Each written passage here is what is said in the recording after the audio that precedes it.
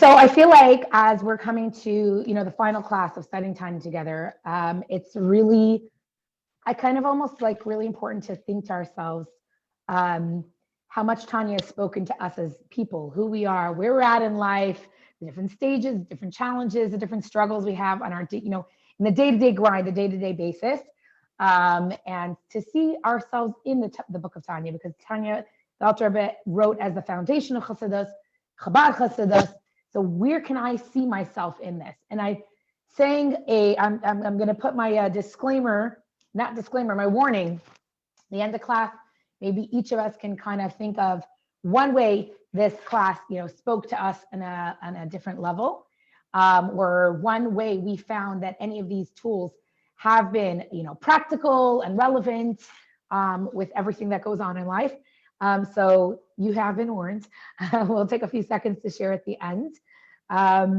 Maybe a takeaway. I always tell the students that's a big idea, something new that was interesting to you, and what's a takeaway? What's something that you could take with you in your day-to-day life? I know for me, every time I learn Tanya, every time I teach Tanya, anytime I read anything related to Tanya, I always feel like it's talking so much to me, what I'm dealing with. I feel like what's also incredible is Tanya gave us a glimpse into seeing the world through the Abishter's perspective, seeing life and the human experience, not through our own, egocentric like mindset of like who I am and where I'm failing and where I'm succeeding and where I'm at, right? Like I think it gives us a glimpse into the way the Abishter sees us, our potential. I remember once meeting up with a student, and she had a father who, was a very strong, proud Jew, and her mother was more like, whatever you want, when the kids grow up, they'll pick what they want to do and they'll figure it out for themselves. And I remember she came to me once, she's like, I just feel so inadequate as a Jew. Like, I just don't know enough. I don't know enough about being Jewish. I don't know what it means to me. And I just said to her, I said, sweetie, why didn't you come over more often? Like this was like almost like on our way out, right? And she said to me, like, I felt so inadequate that I didn't take the time. Like I always felt like I'm not Jewish enough. And this is a very common mindset that I would say a lot of secular American college students have. I'm not Jewish enough. I feel inadequate. But I think all of us in our lives have those feelings of inadequacy. I'm not enough of mother, wife, sister. I'm not Hasidish enough. I don't learn enough Hasidus. I don't daven enough. I think we all could have in our own personal lives with our families, within ourselves and our natures, within the different hats we wear. I am not enough. And I think that what we're learning from the Alter Rebbe, what we're learning from Tanya, is to embrace the way the Eibishter made us, who we are, what our journey is, and we have to really put the I'm not enough in its place. It's negative, and it's coming from a negative space and leads to a negative outcome. So hopefully Tanya's helped us gain some tremendous clarity and tools to get beyond that storyline in whatever area, right, in our lives. And I've been really loving this journey that we've been able to take together. And I don't know, it's been a schus, really, really. I mean that in the most honest and true and real way. And I hope everyone can feel that as well coming through the screen. It's hard to feel energy through a screen, but hopefully that has gotten across that this has been really a special night for me every Monday night when we get to learn together. So tonight we're unpacking, I would say, the last big tool. And I say that as like, with an awareness that as those words come out of my mouth, that it's, quote, the last big tool, it's almost doing an injustice to how big and fundamental these concepts are in the last few prakim of Tanya. And really what it's talking about is the need for emotions within our Avodas Hashem, within our day-to-day life, within how I live as a Jew, the Torah mitzvahs, what I struggle with, how I overcome those struggles, how I can bring that minhag into my home, into my family with more confidence and comfort, how I could override the struggles that I have. And it's emotions. And really emotions are the vehicle to help us maximize our potential. And when it comes to emotions, there's so much out there when we talk about emotions. I just beforehand was giving a dating workshop for a group in Rockland County in Muncie. And we had a whole conversation. It was talking about the dating scene. And it was so interesting because when it comes to, let's say, communication, we know 93% of communication is nonverbal, right? And one of the things that's really difficult for the younger generation of, I would say for sure, college students, is that so much of their communication is a text, right? But within a text, What? Hold on, someone's unmuted. I'm going to just mute everyone. Hold on. Okay.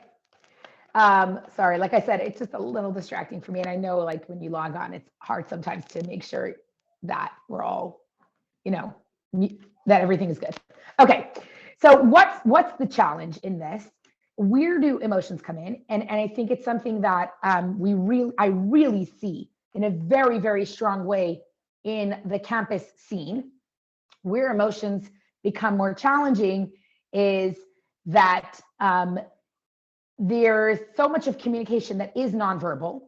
That means a text. I remember the classic story. I had a student, she comes to Chabad, she's groggy, she's angry, she's stressed out.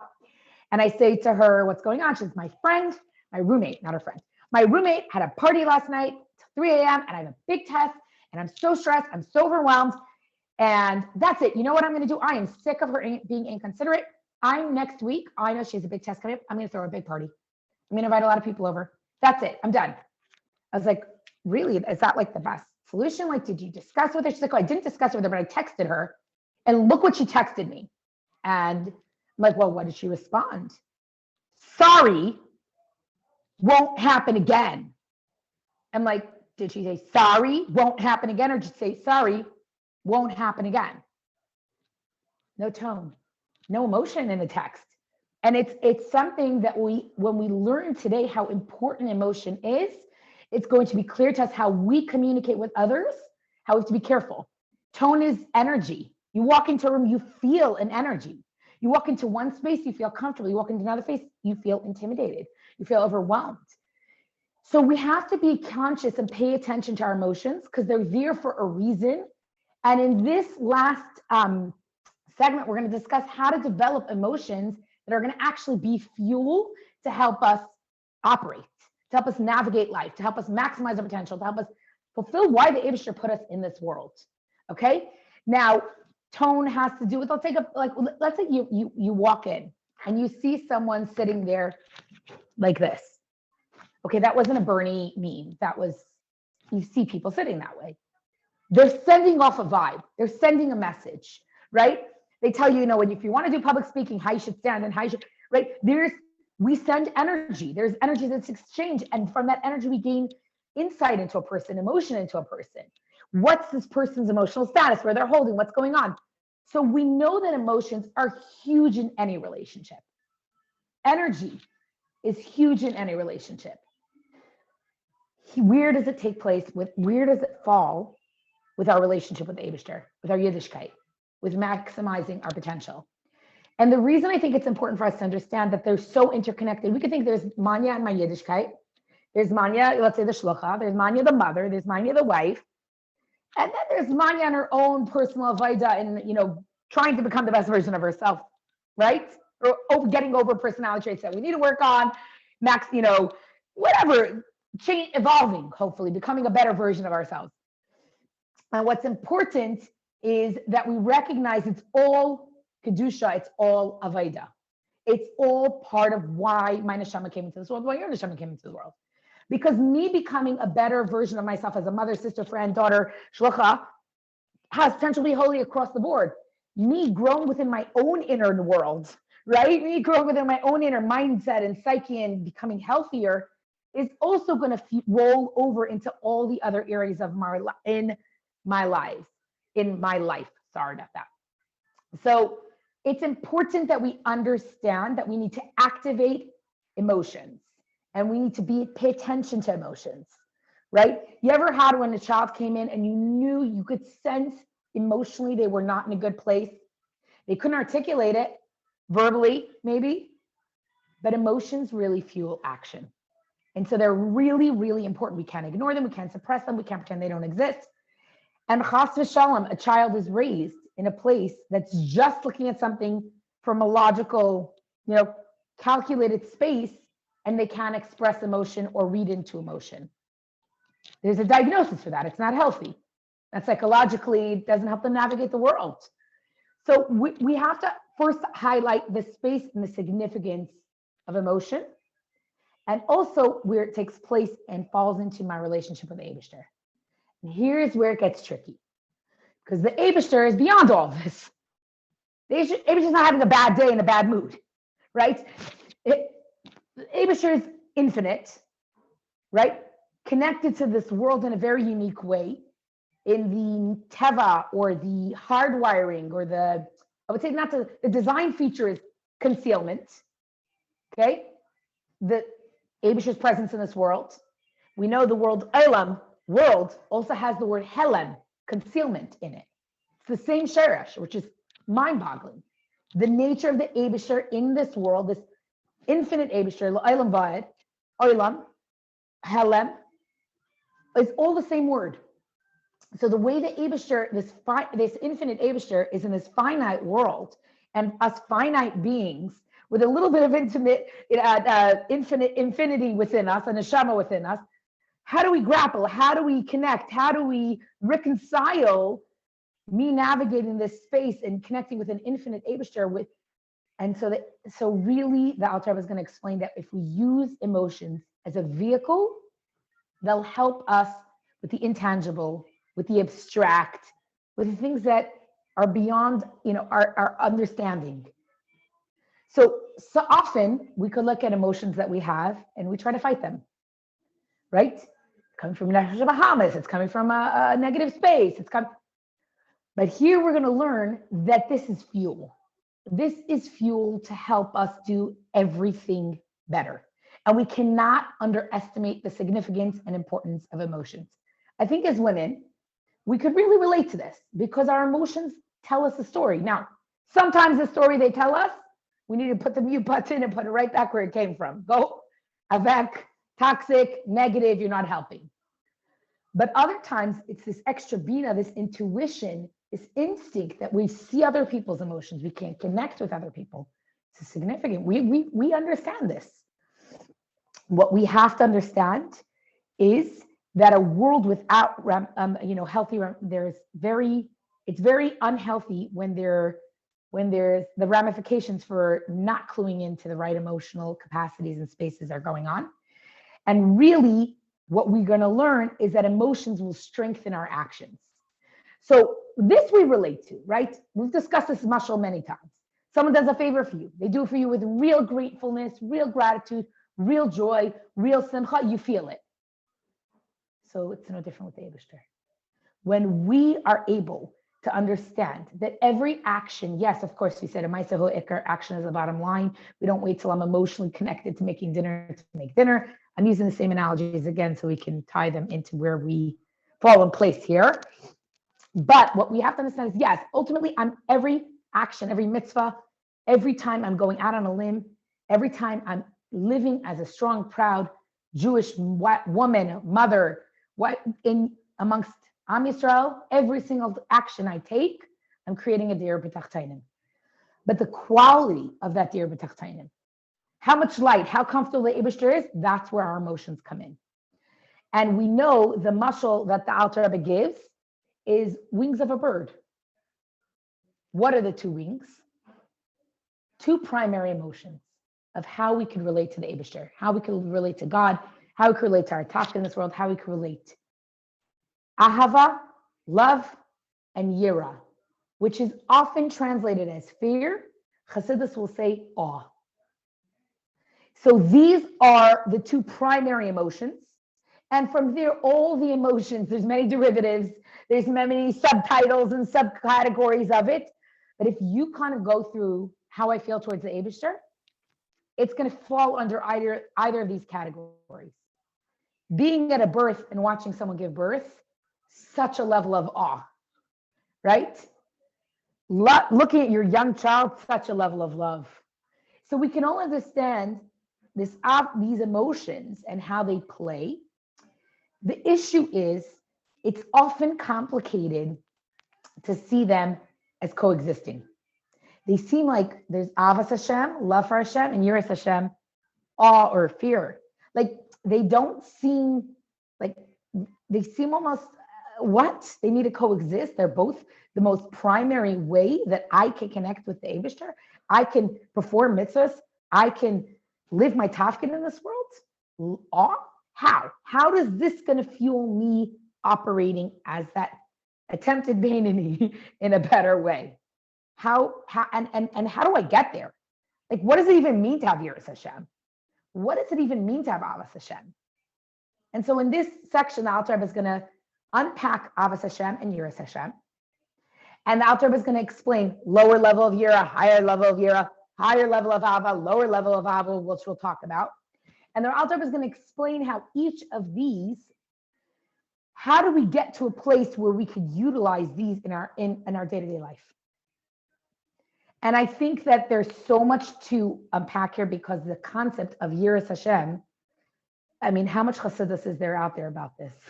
My Mara, it's a constant theme. It's a constant, it's a process. It's not like something, oh, I got it. Oh, 2 + 2 is 4. Great. I understand when I take this and I put them together, it equals this. Good. Done. Concept I got in 2nd grade. Till I'm 99, 120, I'll understand this concept.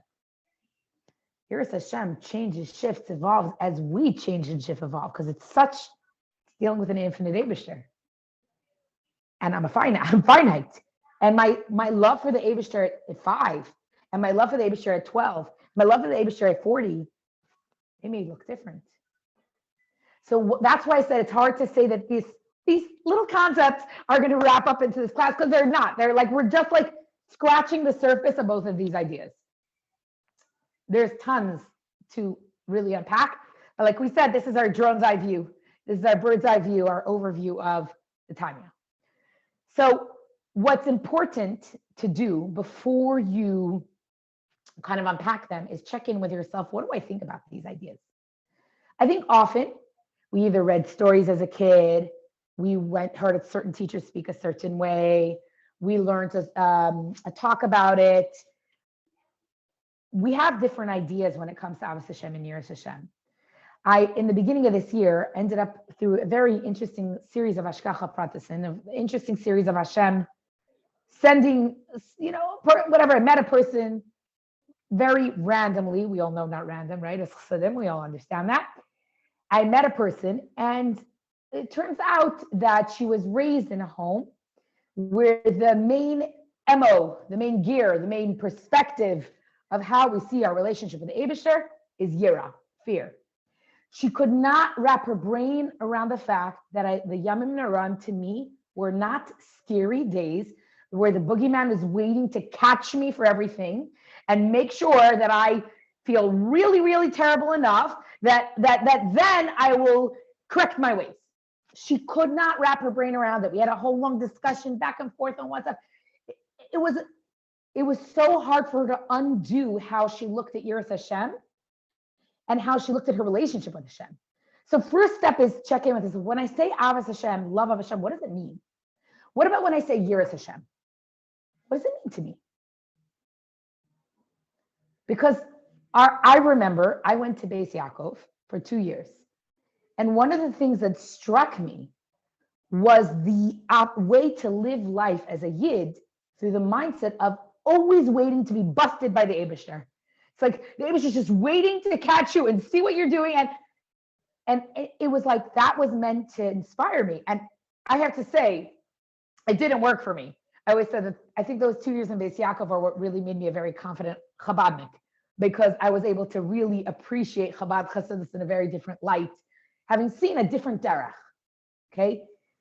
For us as Chassidim, we need to first, let's re-examine what we think about it. And we have to ask, what are the ideas? Where do my ideas come from? And it's not just in the frum world or the religious world or different backgrounds. I have to tell you, I had a student, 2 years at A&M. I saw her twice. First year Yom Kippur, second year Yom Kippur. After the second year Yom Kippur, I said, this is not going to work. There's more to Yiddishkeit than Yom Kippur. So I met up with her for coffee. I said, so nice to see you, whatever, Yom Kippur, yeah, very nice. Wow, what commitment, commendable. So you're here Yom Kippur.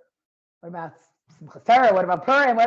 Like, she explained to me that the place she was coming from with her relationship with Hashem was, if she didn't show up for Yom Kippur, would she pass or fail this semester?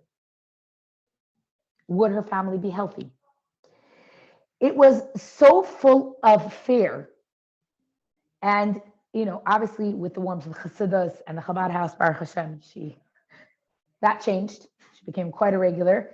But I think that we first need to understand it, and then where we stand with it.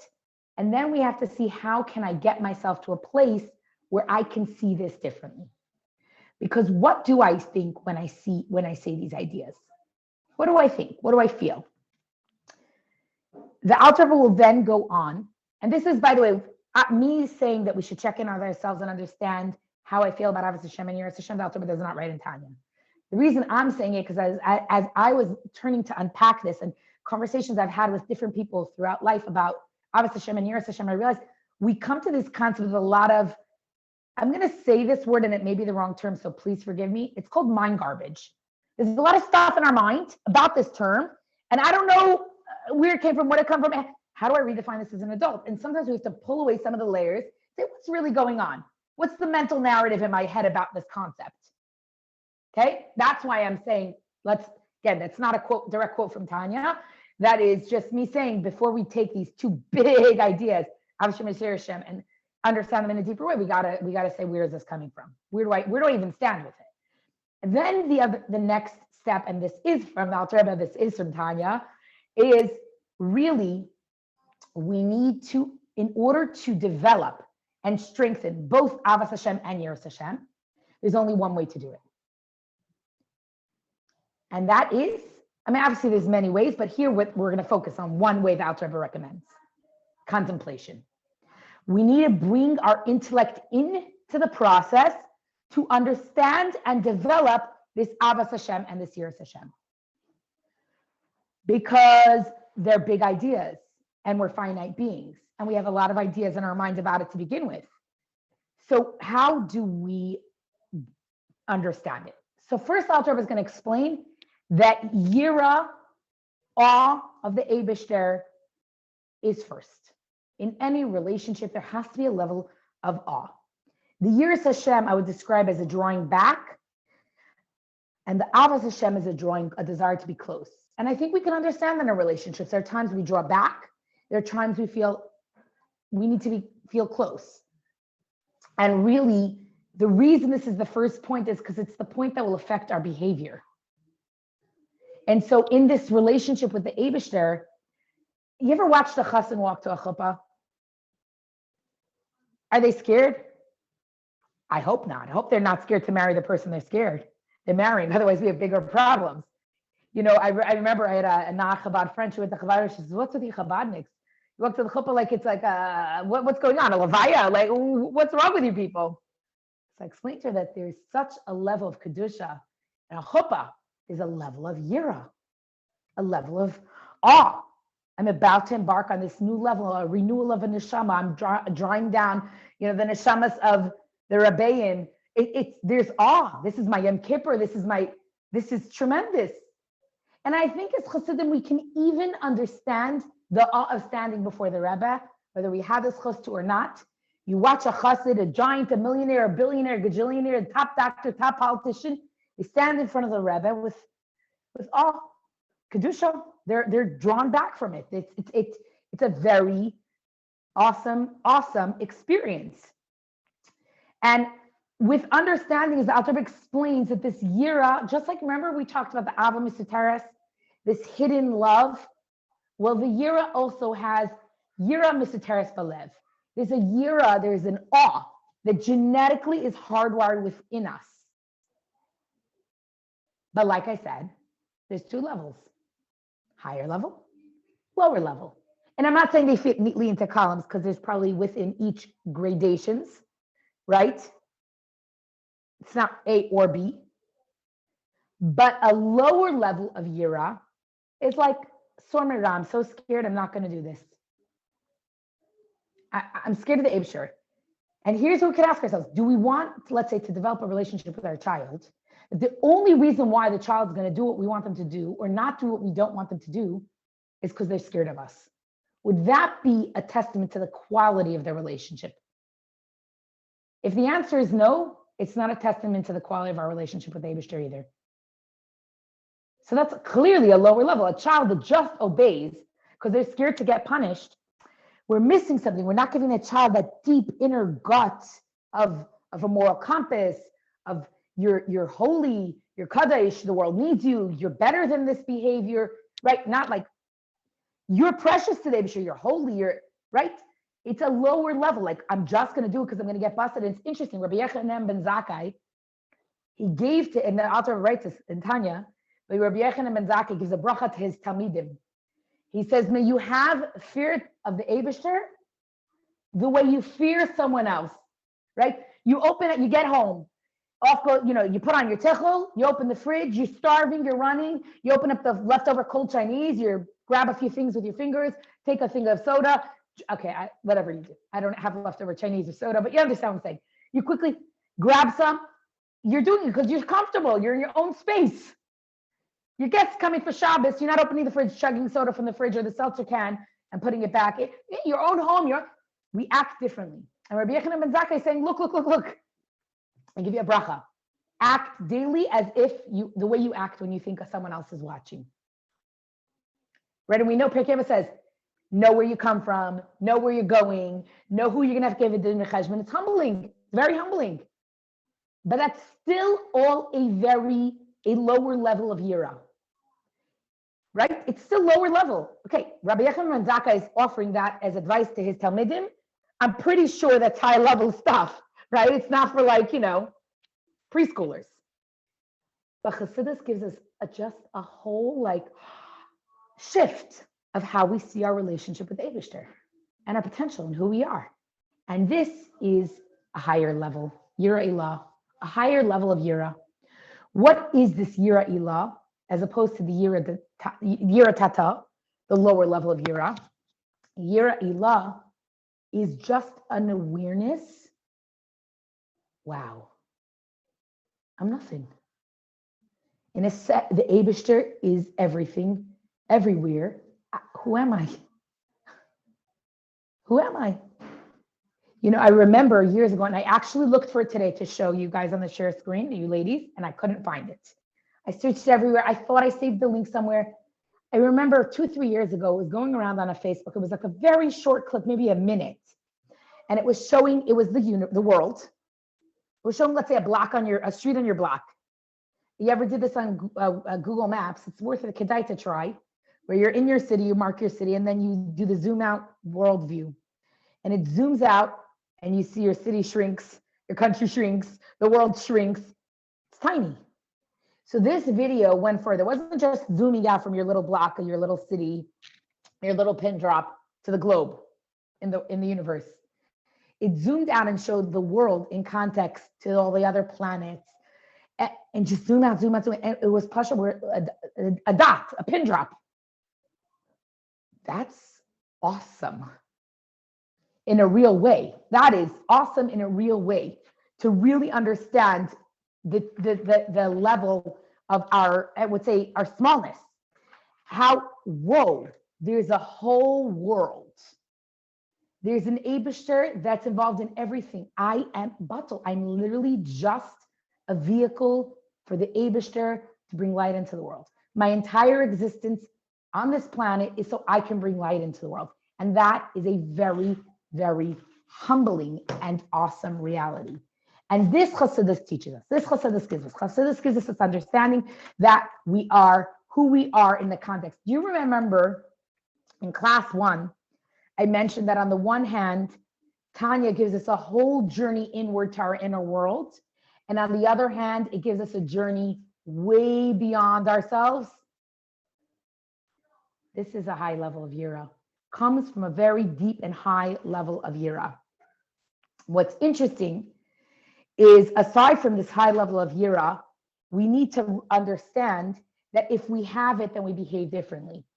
You're not going to walk in front of, I'm just trying to think You're going to, you're meeting with the CEO. I mean, who's meeting with the CEO? But you're meeting with someone so important. You're not going to like show up in your pajamas. You're going to have a little level of dignity, royalty, nobility, certain level of self-respect.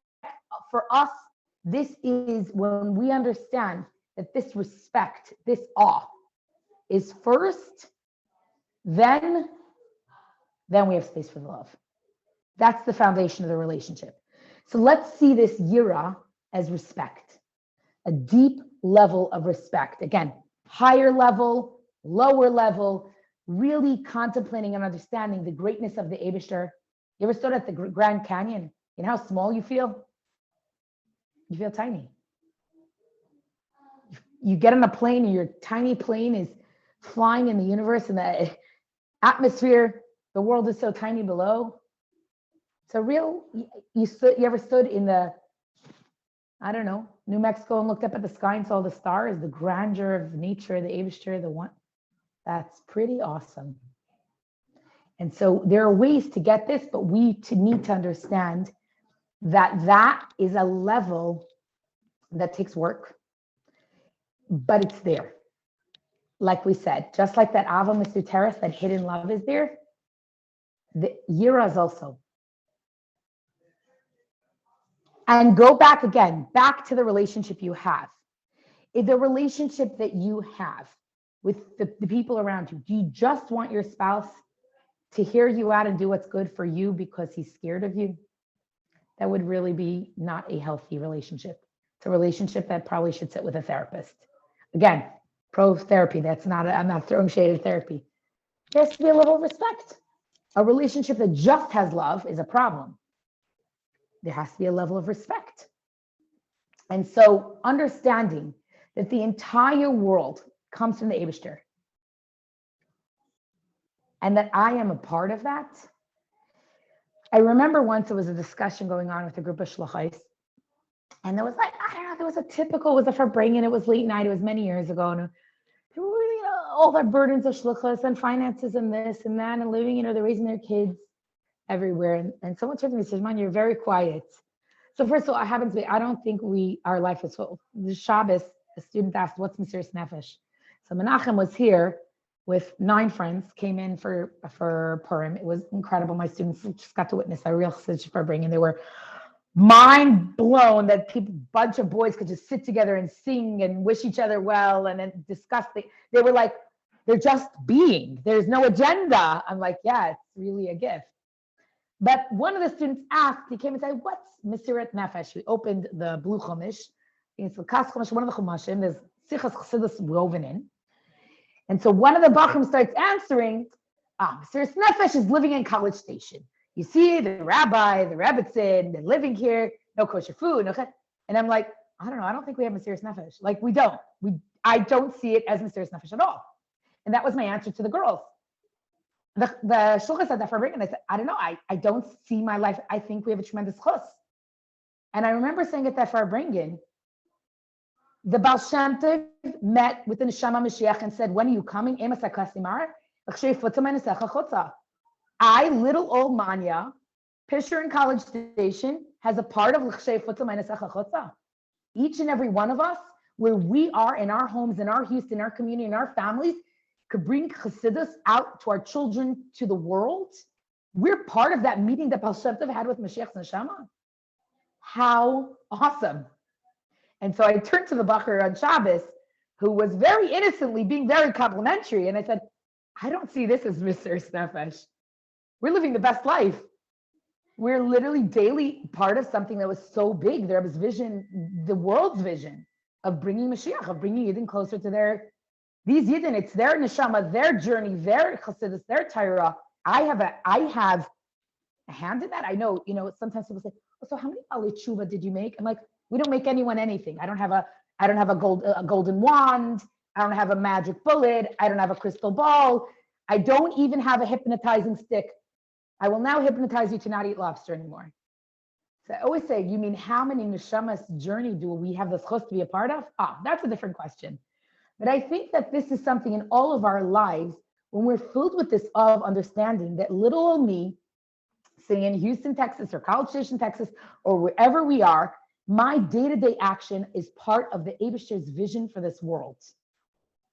That's pretty awesome. And that's a very high level of awe, a very high level of wow. Again, not doing it for an alternative, like in Beis Yaakov, the focus was schar and onesh, reward and punishment, reward and punishment. I sometimes will speak. I remember I bumped into someone. I was having a conversation with someone, and very innocently said, "Oh, well, you have lots of schar." I said, "I don't want the schar. I want Mashiach. Like, keep the schar, Eibishter. I want Mashiach. Like, there's a goal. We're working towards a goal." I think that this perspective comes from Chassidus. It's so unique to Chassidus, and not only do we as Chassidim need to remind ourselves, the whole world needs this message. So this is examples of that high level of Yira and the low level of Yira. They both are interplayed. Sometimes, again, I'm so overwhelmed with the grandeur of the world and the Eibishter, my place in it. That's amazing. And sometimes I'm so aware of like, wow, I'm literally just a vehicle for Kedusha. That's pretty awesome. With all my issues, with all my stuff, with all my baggage, little me can make a difference. So this is something that we need to remember. And it's so funny because the low level is this fear, right? The stormera, this fear, and this higher level is like so much bigger and so awesome. So it's really powerful to understand the interplay. Now we can understand now why this is needed in a relationship. You could love someone, but if you don't respect, if there's no awe, there's no wow, it's a problem. If we're not amazed by who our children are to some degree, it's a problem. So it's important in relationships. Then comes love. And I think it's so much easier in a way for us to understand Avas Hashem. We could look at all the gifts Hashem gives us and say, whoa, I really love the Eibishter. I'm really lucky. I woke up this morning.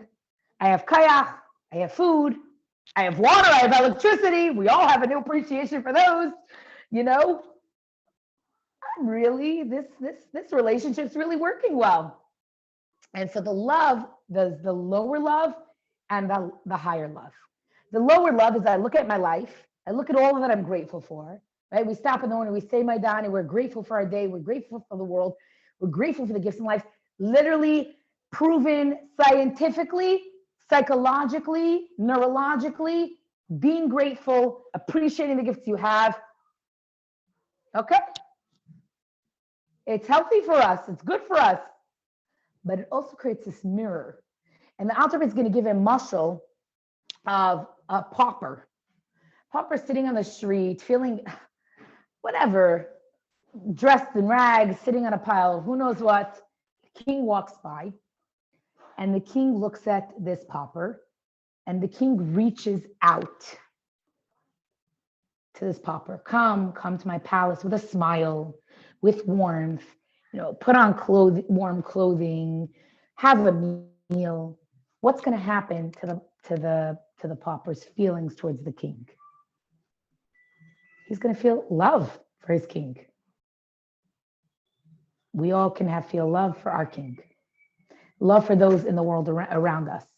It's so interesting because I had a conversation with a student's mother, and I was saying to her, the first ingredient that a Chabad house needs is love. That's what makes Chabad different. That's what made the Rebbe's approach different. And that unconditional love then becomes an opening for a student to let go, to feel comfortable, to connect, to dig deep, to understand the neshama. But last night at, 9 p.m., I was having a particular, last week was a little intense, I'm not going to lie, between a big Purim and a big Friday and a big Shabbos and a big Matzah Shabbos. Baruch Hashem, 10 Bachrim Kenahara, they can eat. So it was a lot. And I had there was a lot going on, a lot of pieces, a lot of moving parts. And I told Yassi, Matzah Shabbos, we were going to bed late again because we had still all the Bachrim. They left Sunday. I said, Yassi, I must go to bed early. I just must. I'm falling off my face. I need sleep. He looks at me with a knowing smile, says, because he already knows me. So we've been doing this for a while where Manya says we're going to bed early tonight, and it doesn't necessarily happen. I get it. I'm Pashut ready for bed. It's 9:30. The student who's dating another couple, Jewish couple, they need to come to meet with us. Fine, they're here. They leave. They had their TLC. Another couple in town, this, that, dating. Took care of them, made sure they had food. I'm ready to go to bed. I'm done. Even warned my kids, I said, Kindlach, I'm going to sleep early. Good night. Get a text from a student. I have a crisis at home in a different state. I need prayers. I need blessings. Can I come over? I need guidance. I'm like, oh my gosh, is there cancer, a divorce? What's going, like, I don't know what's going on. She said, of course. She said, the earliest I could come is 9:15. I said, okay, come 9:15. She comes, we sit outside. There was someone very, very close to her, like a grandmother died. It was very hard. She's whatever. She's, 1,500, 1,700 miles from her home, from her family. She needed love. But you know what ended up happening from that? We talked about Mazar B'chaim, Afu B'chaim, how to commemorate this woman's life. She decided she's inviting all her sorority sisters this Thursday to Beit Challah in the merit of this woman whose name is Chana. And we talked about her merit, her neshama, how we do mitzvahs in her. Because she says, when can I say Kaddish and when can I say Yerzeh candle? Calm down with the Kaddish and the Yerzeh candle. Let's do a mitzvah in honor of this neshama. And explain to her why and how significant it is. Okay? Point being, if we don't have that Avos Yisrael, I could tell you so many stories where students, it started that one piece of unconditional love. And it's not just outward to the world, it's our own families. And I heard a story that really moved me to my core. There was a father, a rabbi, he had many, many children, 10, 11 children. And he noticed certain children, it seemed like they were struggling, their personal journey in life. The next time his entire family was home, he set all his kids down. He handed every single kid a key to the home. This is the key to our home. This home is your home. No matter where you go, you always have a home with a mother and a father who love you. Here's the key. And he handed a copy to the key to each children. Lo and behold, two of his children really struggled going down a very dark road of drugs and crime, and we should not know. Years later, as they each found their own way back on their own times, they walked into the door holding that original key the father had given them. The love. You always have a place. So we need to remember that love that we have towards the Eibishter, the love that the Eibishter shows to us like the king shows to the pauper, for all the gifts we have in our life, the love that we need to show those in our lives, whether it's students, even our spouses, everyone, our children. This is a gift and a tool because emotion is a vehicle for action. There is no doubt that message the father sent by giving his children the key was, you are loved.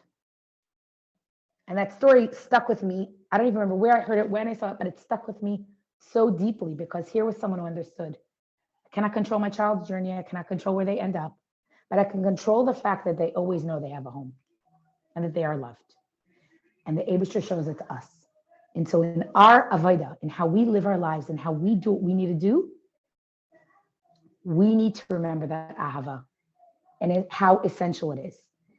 And we develop it, if you remember, both come through contemplation when we realize the gifts we have. And I remember someone I knew she was agnostic. Eibishter exists, doesn't exist, I don't know. She had a child. She was so in awe of the process. She was so in love with the process. She was so amazed. She looked at her child.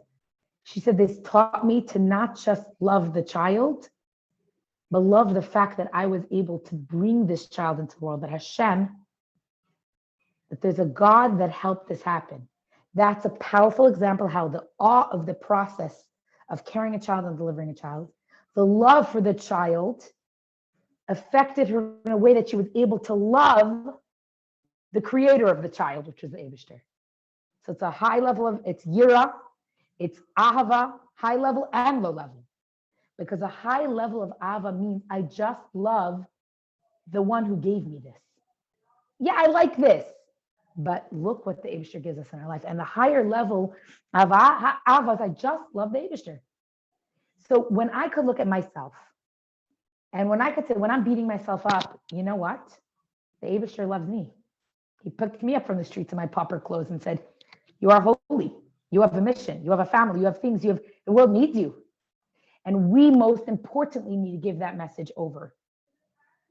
and to our own beautiful, it's not just a message for the Jessicas and the Sams, it's also for the Chayimushkas and to the, Moishas. Every single person is precious in the eyes of the Eibishter. Every person has to feel it.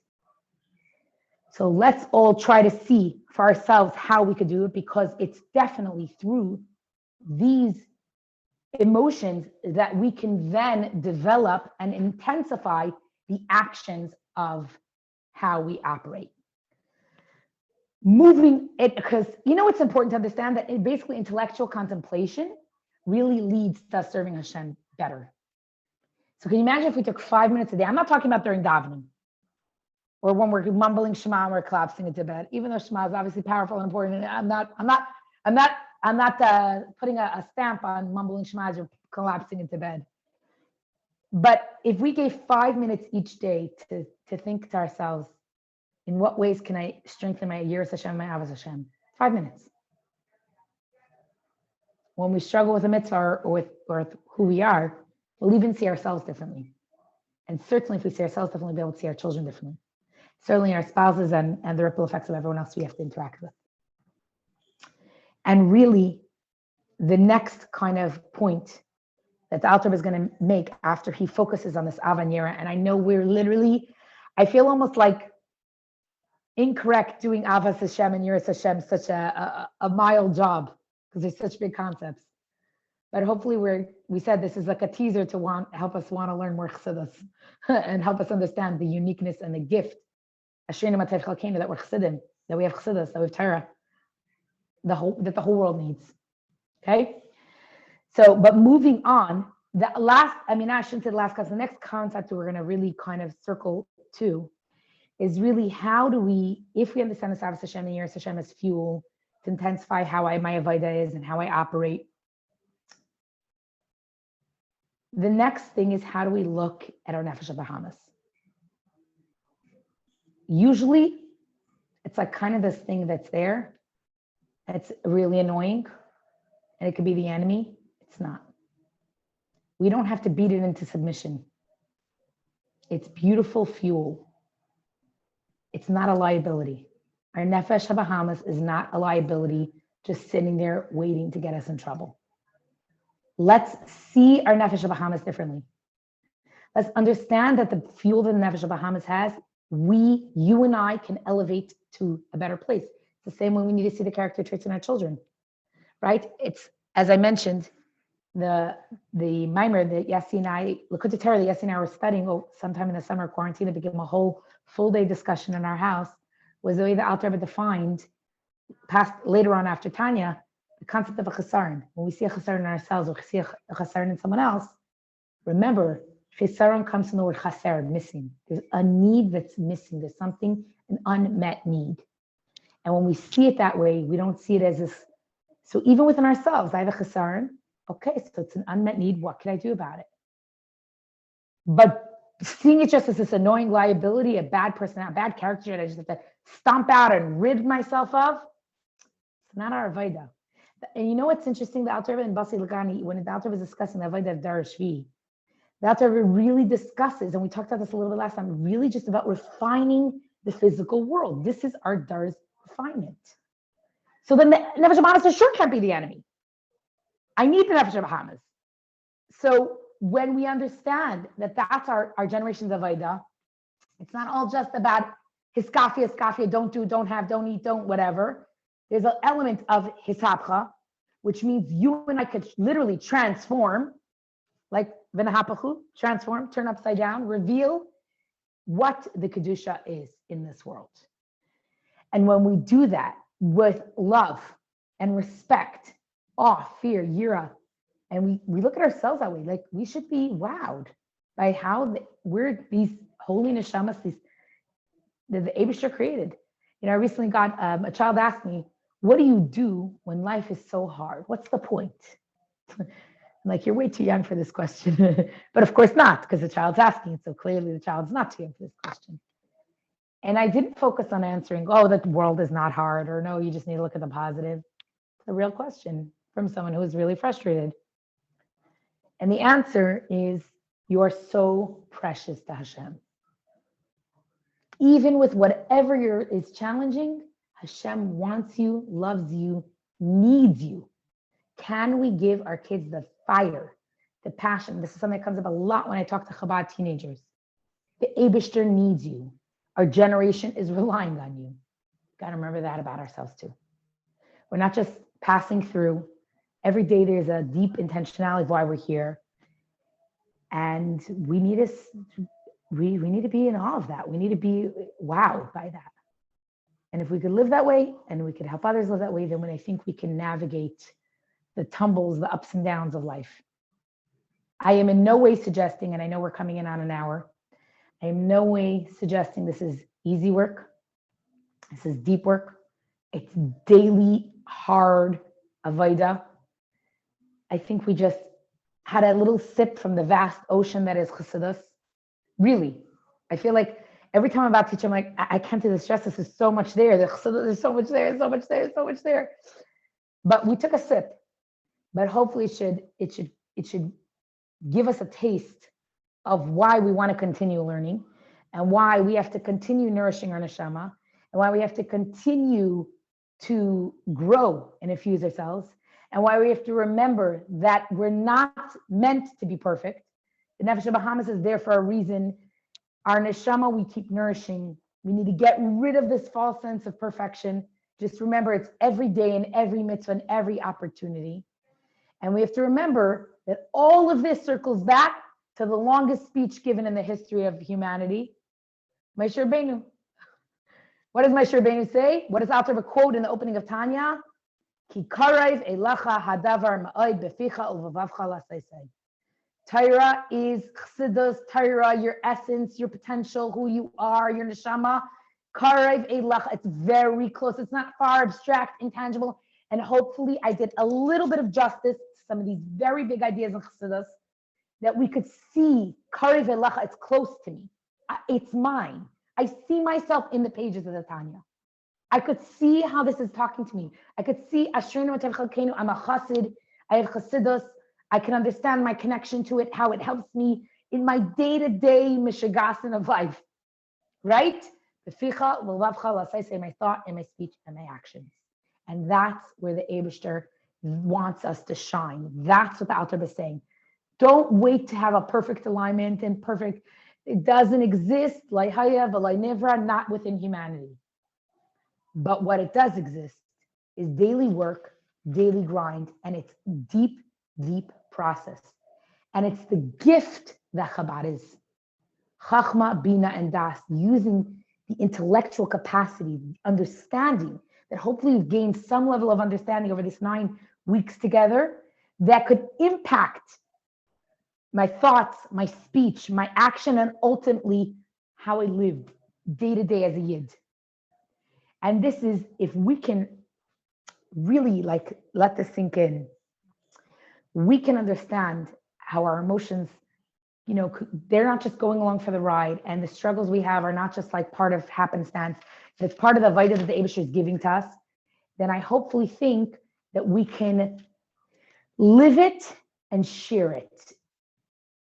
Before I turn my mic on mute and turn the mics, your mics on, and I would love if anyone wants to share any thoughts or feelings.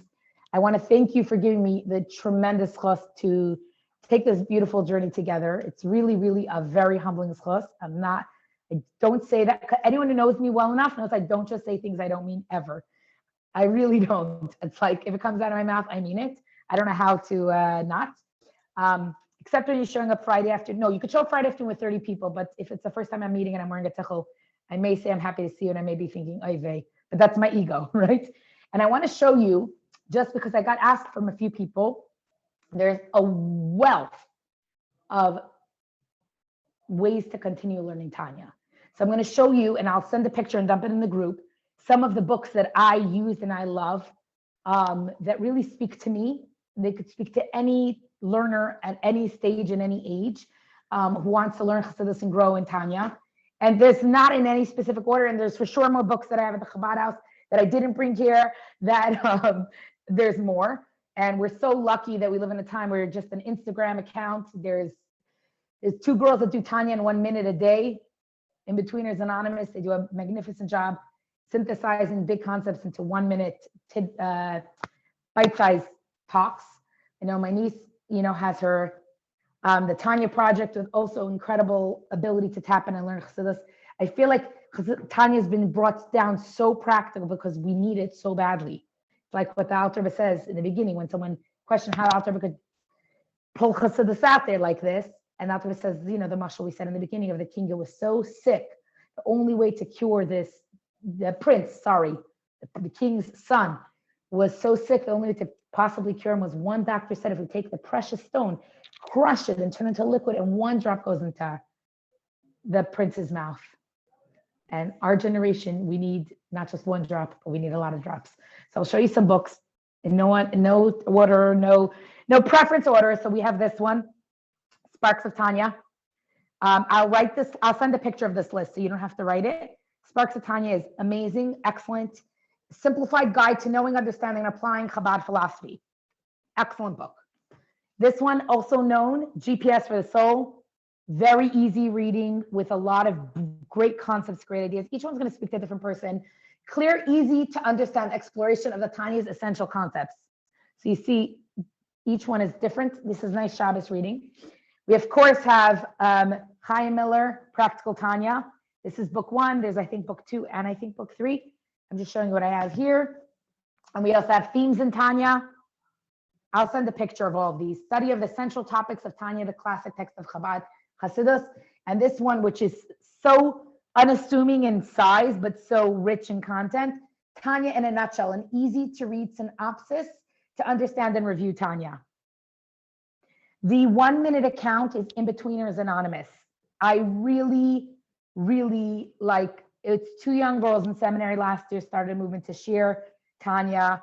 I'll put it also in the group, a link to their, if you're on Instagram, I'm not saying everyone is, In-Betweeners Anonymous, 2 young girls who they do an amazing job of summarizing such big ideas in, started a movement of people able to learn Tanya every day. Chitas for Kids is great if you have the chance and the time to listen, highly recommend. Meaning basically the point is there's no excuse. We all have access everywhere to learn. There's apps, there's podcasts, there's no shortage of opportunities. And I'm going to turn the mics to you, lovely ladies, but I really hope that everyone feels like they could walk away with some power, 1 or 2 big ideas or takeaways for their personal life. And I really like daven every time that I should do justice to these concepts. And thank you for giving me the tremendous chus. I'm going to mute myself. I'm going to pass the mics to you. So don't be shy. We've been learning enough together, for long enough. But feel free to share if there's a big idea or takeaway, something that you would like to share with others.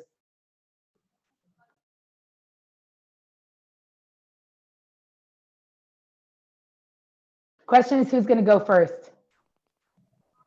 Okay, Manya, I'll go for it. I guess, well, specifically about today, this whole idea of love and fear of Hashem. I actually remember a few years ago learning this concept of fear of Hashem. Like, I want to say Baruch Hashem because I think that's beautiful. Growing up, I never heard this concept of fearing Hashem. It was always like out of love. Like, it was a joyous thing. Like, Hashem wasn't like the punishing or the scary being. And it really struck me that there was such a thing as like, I don't know if it's a mitzvah or commandment, whatever, but like it caught me, I don't know, by surprise or just like to retrain my brain to have that concept. Like, that was a new one to me out of many new things. And then in general, like really, Manya, after each course, I cannot pin to one because after each lesson that we had, it gave me like a battery boost to go through the week and like, okay, that happened. And I had the tool in my kit to like, okay, I can do this. Manya reminded me about that. Especially with a teenager when it's like, it's not about me. That one has been played all over and over again. So many takeaways, and I really thank you. And I hope that I'm totally taking you up on the offer after Pesach too. You mentioned something about. I don't remember saying anything. the, recorded, so I'm in trouble. the 12 psukim about having like something on that. I thought that's super interesting, like that would be interesting. So yeah, that's it. I don't know. Joycey, it's always not about us. So I'm glad that you, it's like never about us, right? Like I said, it's a journey inward and a journey beyond. Yeah, I think revisiting Yiras Hashem is very unique. It's very unique. It's a very unique journey. And I think it evolves as we evolve, you know? Tanya, what was it that you were saying about being in awe of your kids? I missed that little bit. Your kids, thank you for asking that question. In awe of your kids does not mean you're scared of them. Oh no, the kid's gonna blow, and God forbid I offend them, and oh no, no.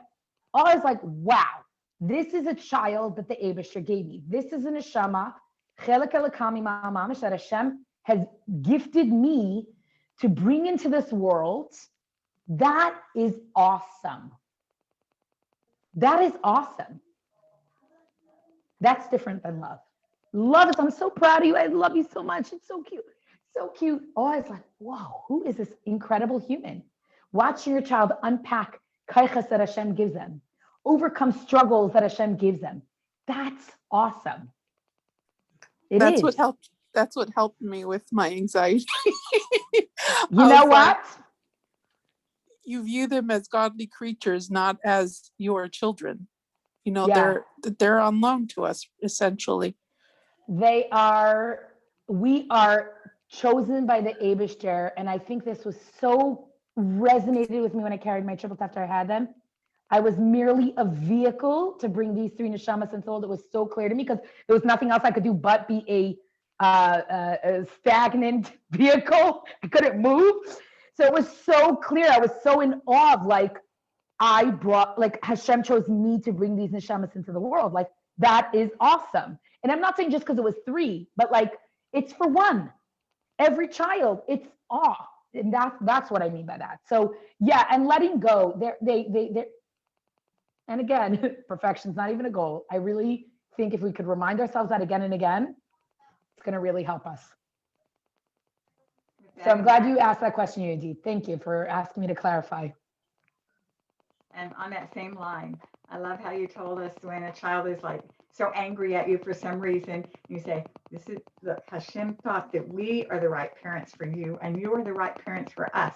And so we trust in Hashem, and therefore, and also how you said, let's revisit this later when we're both a little calmer. I think there were just so many good take-home messages. I took really good notes, shorthand, and and I try to review them. Thank you very much.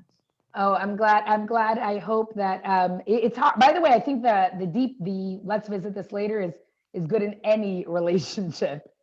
Like wherever we're like, like when we're on emotional tangent, there is, once that rabbit hole we go down, it is a messy rabbit hole. So it is always healthier to just step away, breathe, whatever, go to sleep, whatever we need to do. So yeah, I'm glad. Acknowledge the thought and then move on, especially when you're davening or something. Yeah, I think we underestimate the power of that, and how I would say psychologists will say all these theories, like, this is chassidus. I hear you, I see you, move on. Not now, not going there. So, thank you for sharing that. Anyone else? I just want to say thank you so much. I've enjoyed this immensely. Tanya was never something that really spoke to me all through my years in school. So until now, it's really like, a little bit what Joycey was saying, going through your week and like saying, oh, but Tanya teaches that we have to do da da da. And I'm looking at myself, who are you?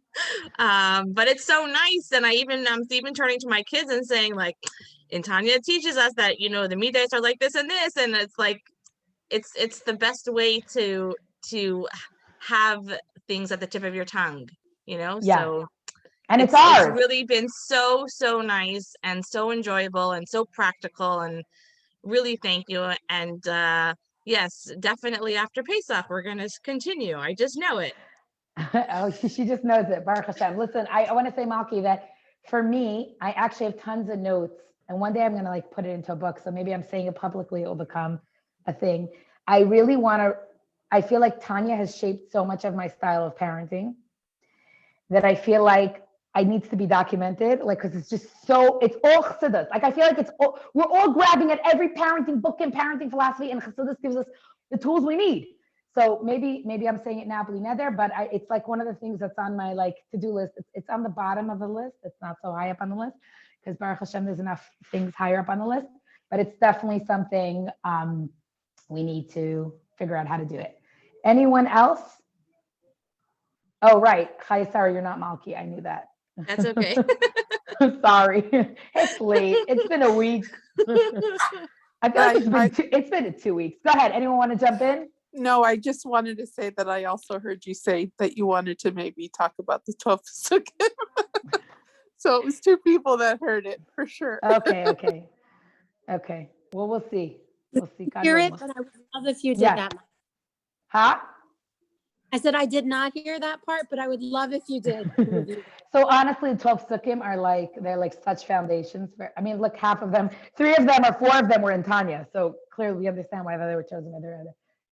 And if anyone else wants to share something that's their takeaway, if not, we can wrap whatever you ladies want. So if there's any questions anyone has, I'm certainly open to answering and hearing. It's been a journey for me as well, which has been tremendous. And I'm so appreciative to have had the opportunity.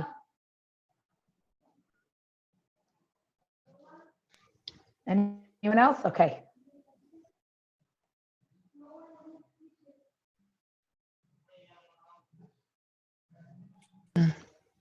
Thank you so much, Manya. This has been wonderful.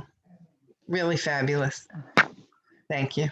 Well, ladies, thank you again, and we will say good Nacht. And I really hope it was, again, there's always practical takeaways. What we need to remember is how blessed Ashreinu Matei Chalkeinu that we're Yidden, that we're Chassidim, that we're Lubavitcher Chassidim, that we have Chassidus. It's the light, like turns on the light to everything, and it's what the entire world needs. So it's ours, it's our inheritance. It's like in our front pocket, our back pocket, it's right there. And like the muscle of the bird. He's like, what's these heavy things at my thigh? It's our wings, it's our power. Ladies, l'chaim, many opportunities to learn together. Continue learning, continue growing, continue strengthening each other, because we need a lot of strength to navigate the roller coaster of the ages and the stages and the phases and the whatever in Hashem and his infinite humor sends our way. So, Mrs. Fishman, you're muted, unfortunately. I don't know if you were saying something. Oh. Okay.